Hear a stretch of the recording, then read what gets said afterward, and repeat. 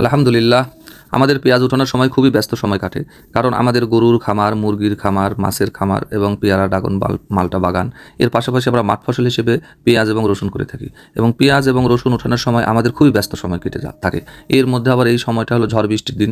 এই ঝড় বৃষ্টি মাথায় রেখে আমাদের খামারের অন্যান্য কাজও খুবই ব্যস্ততার মধ্যে আমাদের যে সময় কাটে, সময় আমাদের একেবারে হাতে কোনো রকম সময় থাকে না। একদিকে গরুর খামার এবং মুরগির খামারের পাশাপাশি আমাদেরকে মাঠ ফসল, পেঁয়াজ, রসুন উঠানো নিয়ে এতটাই ব্যস্ত যে সময় প্রত্যেকটা মানুষই জায়গা থেকে ব্যস্ত থাকে, যার কারণে এখানে লেবার শ্রমিকেরও খুব অভাব এবং সংকট। তারপর মেঘলা আকাশ, দ্রুত না তুললে বৃষ্টি হয়ে গেলে এগুলো ক্ষতির সম্ভাবনা হয়ে যায়, যার কারণে প্রচুর ব্যস্ততার মধ্যে দিয়ে আমরা পেঁয়াজ রসুন তোলার কাজে এখন ব্যস্ত। এবং পেঁয়াজ রসুন তোলা নিয়ে এতটাই ব্যস্ত যেখানে ছেলে মেয়ে পুরুষ সবাই মাঠে এখন একেবারে কাজ নিয়ে ব্যস্ত আছি আমরা। এবং এই পেঁয়াজ তুলে এই পেঁয়াজ বাসায় নিয়ে আসতে হবে, বাসায় নিয়ে আসার পরে এটা কাটা এবং মারাই করে এটাকে সংরক্ষণ ব্যবস্থা করতে হবে। এর পাশাপাশি এই কাজের মধ্যে দিয়ে এদিকে মুরগির খামারে আপনার নতুন করে আবার যে সেট আছে সেটা আমাদের খাবারের পানির পট এবং খাদ্যের যে পটগুলো আছে এগুলো চেঞ্জ করে দিচ্ছি। এর মধ্যেই আমাদেরকে এগুলো সব কিছু মেকআপ করে নিতে হচ্ছে, যার কারণে এগুলো আমরা যে ব্যস্ততার মধ্যেও মুরগির খাবার তো দিতে হবে, কারণ লাইভ স্টকের বিজনেস। আর লাইভ স্টকের ব্যবসা করতে হলে এখানে যেটা আমাদেরকে মাথায় রাখতে হবে, বিশেষ করে গরু এবং মুরগির ক্ষেত্রে এদের তো একটা নিয়মতান্ত্রিকভাবে আমাদেরকে খাবার দিতে হয়। হয়তো বা পেঁয়াজ বা রসুন আমরা একদিন বা দুদিন পরে তুলতে পারি যদি আকাশের অবস্থা ভালো থাকে, কিন্তু লাইভ স্টকের ব্যবসার ক্ষেত্রে, মুরগি পালনের ক্ষেত্রে মুরগির 1 ঘন্টা এদিক সেদিক করার সুযোগ নাই। তারপরে গরুরও 1 ঘন্টা এদিক সেদিক করার সুযোগ নেই। কারণ হচ্ছে যে এখানে আমরা যে মুরগি লালন পালন করে থাকি, মুরগি থেকে আমাদের ডিম এবং বাচ্চা এবং মাংসের চাহিদাটা পূরণ হয়, এবং এই কাজগুলো নিজেকে করতে হয়। নিজে অভিজ্ঞতা না হলে এখান থেকে কিন্তু লাভবান হওয়া খুবই মুশকিল। কারণ হচ্ছে এখানে সব শ্রমিক দিয়ে কিন্তু কাজগুলোর সম্ভাবনা আসবে না।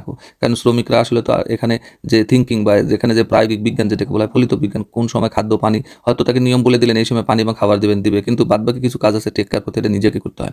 পাশাপাশি আমাদের যে গরুর ফার্ম আছে, গরুর ফার্ম থেকে আমাদের যে দুধ হয় সেই দুধ থেকে আমরা ঘি করে থাকি, সেই ঘিয়ের আবার মার্কেট আমাদেরকে মনিটরিং করতে হয়। এদিকে আমাদের যেহেতু অনলাইন মার্কেটিং আছে, যার কারণে বাংলাদেশের বিভিন্ন জায়গা থেকে আমাদেরকে আবার সারাদিন নক করতেছে, তাদের আবার মেসেজ বা কমেন্টের জবাব দিতে হয় এবং তাদের পার্সেলগুলো আমাদেরকে সঠিক সময় আমাদেরকে পৌঁছাতে হয়। এই সব মিলেই আমাদের যেন একদিকে পেঁয়াজ উঠানো, আরেকদিকে খামারের নিয়মিত খাবার পানি দেওয়া, আবার এদিকে ঘিয়ের যে অর্ডারগুলো থাকে আমাদের বাংলাদেশের বিভিন্ন অঞ্চল থেকে অনলাইনে, তাদেরকে সঠিক সময় আবার পার্সেলগুলো কুরিয়ার করা, এই সব মিলে আমাদের যে একটা ব্যস্ত সময় কাটে, বিশেষ করে চৈত্র এবং বৈশাখ মাস, কারণ এর মাঝে যোগ হয়েছে পেঁয়াজ এবং রসুন তোলা। এটা আমাদের এক্সট্রা একটা অতিরিক্ত একটা মাস আমাদের চাপ পড়ে যায়।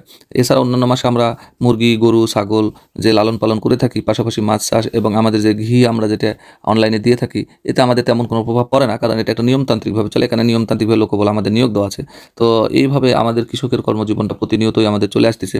পাশাপাশি আলহামদুলিল্লাহ আমরা আমাদের যেহেতু ঝড় বৃষ্টির দিন এখন, এর কারণে আমাদের আবার খামারের কিছু বাঁশ নতুন করে আবার লাগাতে হচ্ছে, কারণ আমাদের এটা একেবারে প্রাকৃতিক গ্রামীণ পরিবেশে আমাদের খামারগুলো আমরা আগে বলে আসছি আপনাদেরকে, গরুর খামার এবং মুরগির খামার। শুধু রাতের বেলা তাদেরকে আমরা আমাদের পাকা ঘরে ঢুকাই এবং দিনের বেলা তারা বাইরে থাকে, কারণ অগাধ জায়গা আছে আমাদের, এবং বাইরে আমাদের আলাদা আলাদা গোয়াল ঘর বা শেড যেটি বলেন আছে, সেখানে এগুলো সব বাঁশের খুঁটি দিয়ে করা আছে, উপরে টিন, এবং সম্পূর্ণটা ফাঁকা জায়গা, খোলামেলা পরিবেশে এবং ন্যাচারাল এবং প্রাকৃতিক পরিবেশে।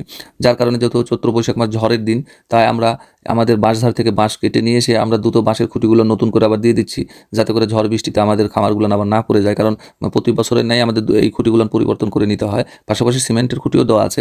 তো এই হলো আমাদের প্রতিদিনের দৈনন্দিন জীবনে একজন সফল কৃষি উদ্যোক্তা হতে গেলে আপনাকে ফজরের সালাত আদায় করার পর থেকে একেবারে খাওয়া দাওয়া, 5 ওয়াক্ত নামাজ এবং রেস্ট বলতে এই কাজের ফাঁকে যে নামাজ আদায় করলাম, বসে খাওয়া দাওয়া করলাম, এটাই আমাদের রেস্ট। একেবারে রাত্রি 10টা পর্যন্ত একই নিয়মে আমাদেরকে কাজ করে যেতে হয়। তো সবার সুস্বাস্থ্য দীর্ঘ কামনা করে আপনারা আমাদের জন্য দোয়া করবেন, আমরা আপনাদের জন্য দোয়া করি।